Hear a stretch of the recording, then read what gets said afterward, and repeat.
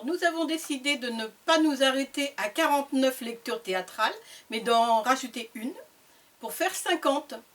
Alors nous remercions les 19 abonnés de la chaîne, les 40 personnes qui nous suivent sur le groupe d'entraide de la ville Tertre et également qui nous suivent pour les 33 lectures pour enfants.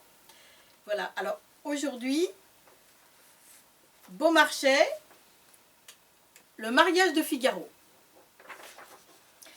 Alors, Pierre-Augustin Caron de Beaumarchais, 1732-1799, est un écrivain, dramaturge, musicien, homme d'affaires, éditeur de Voltaire. Il est aussi à l'origine de la première loi en faveur du droit d'auteur et le fondateur de la Société des auteurs.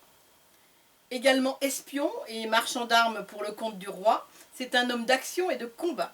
Son existence est tout entière marquée par l'empreinte du théâtre et il est évidemment principalement connu pour son œuvre dramatique, en particulier la trilogie de Figaro. Sa vie se mêle étrangement à ses œuvres. Figure importante du siècle des Lumières, il est estimé comme un des annonciateurs de la Révolution française et de la liberté d'opinion, ainsi résumé dans sa plus célèbre pièce « Le mariage de Figaro ». Sans la liberté de blâmer, il n'est point d'éloge flatteur, il n'y a que les petits hommes qui redoutent les petits écrits. En 1790, il a 58 ans, il se rallie à la Révolution française qui le nomme membre provisoire de la Commune de Paris. Devenu suspect sous la Convention, il est incarcéré pendant la Terreur et il échappe cependant à l'échafaud. Il se tient caché pendant des années. Il écrit ses mémoires, chef-d'œuvre de pamphlet, et meurt d'apoplexie à l'âge de 67 ans. Il est enterré au Père-Lachaise. La folle journée ou le mariage de Figaro. Il a écrit cette comédie à 46 ans. C'est un chef-d'œuvre du théâtre français et universel.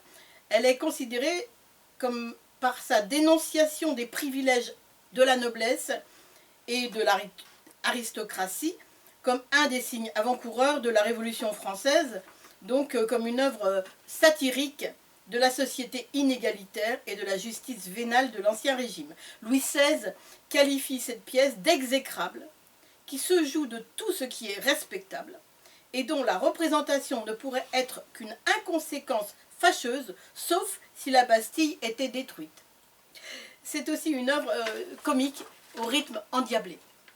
Alors, c'est une œuvre où les maîtresses et les servantes intervertissent les rôles. Comme on voit ici, Suzanne a pris la robe de la comtesse, tandis que la comtesse a pris la robe de la servante. Vous autres, époux maladroits qui tenez des espions à gage et tournez des mois entiers autour d'un soupçon sans l'asseoir, que ne m'imitez-vous? Dès les premiers jours, je suis ma femme et je l'écoute. En un tour de main, on est au fait. C'est charmant, plus de doute, on sait à quoi s'en tenir. Heureusement que je ne m'en soucie guère et que sa trahison ne me fait plus rien du tout. Je les tiens donc enfin. Tu vas payer tes beaux soupçons. Qui va là? Qui va là? Celui qui voudrait de bon cœur que la peste lui étouffait en Eh, naissant. mais c'est Figaro! Madame la comtesse. Parlez bas! Ah, madame, que le ciel vous amène à propos. Où croyez-vous qu'est monseigneur? Que m'importe un ingrat? Dis-moi. Et Suzanne, mon épousée, où croyez-vous qu'elle soit? Mais parlez bas! Cette Suzon qu'on croyait si vertueuse, qui faisait de la réservée, ils sont enfermés là-dedans, je vais appeler. N'appelez pas! Et c'est Suzon, goddam! Vous paraissez inquiet? Traîtresse, qui veut me surprendre. Il faut nous venger, Figaro. En sentez-vous le vif désir? Je ne serai donc pas de mon sexe, mais les hommes en ont 100 moyens. Madame, il n'y a personne ici de trop, celui des femmes, les vaut tous. Comme je le souffletterais. Il serait bien gai qu'avant la noce... Mais qu'est-ce qu'une telle vengeance qu'un peu d'amour n'assaisonne pas? Partout où vous n'en voyez point, croyez que le respect dissimule... Je ne sais si vous le pensez de bonne foi. Vous ne le dites pas de bonne grâce. Ah, madame, je vous adore. Examinez le temps, le lieu, les circonstances, et que le dépit supplée en vous aux grâces qui manquent à ma prière. La main me brûle. Le cœur me bat. Mais monsieur, avez-vous songé Oui, madame, j'ai songé. que pour la colère et l'amour... Tout ce qui diffère est perdu. Votre main, madame. La voilà, paf! Oh! Démonio, quel soufflet! Quel soufflet! Et celui-ci, paf! Oh, Kessako, de par le diable. Est-ce ici la journée des tapes? Ah, Kezako, Suzanne! Et voilà pour tes soupçons! Flac! Voilà pour tes vengeances et pour tes trahisons, tes expédients, tes injures et tes projets. Tac, tac! C'est-il ça de l'amour? Dis donc, comme ce matin?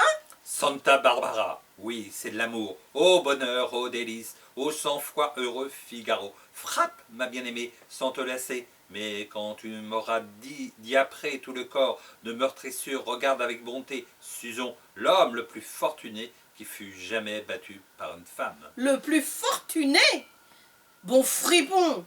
Vous n'en séduisiez pas moins la comtesse, avec un si trompeur babil que m'oubliant moi-même en vérité, c'était pour elle que je cédais. Ai-je pu me méprendre au son de ta jolie voix? Tu m'as reconnu?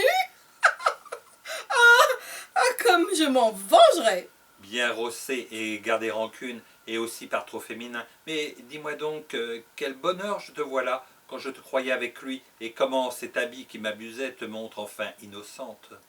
C'est toi qui es un innocent de venir te prendre au piège à prêter pour un autre. Est-ce notre faute à nous si, voulant museler un renard, nous en attrapons deux? Qui donc prend l'autre?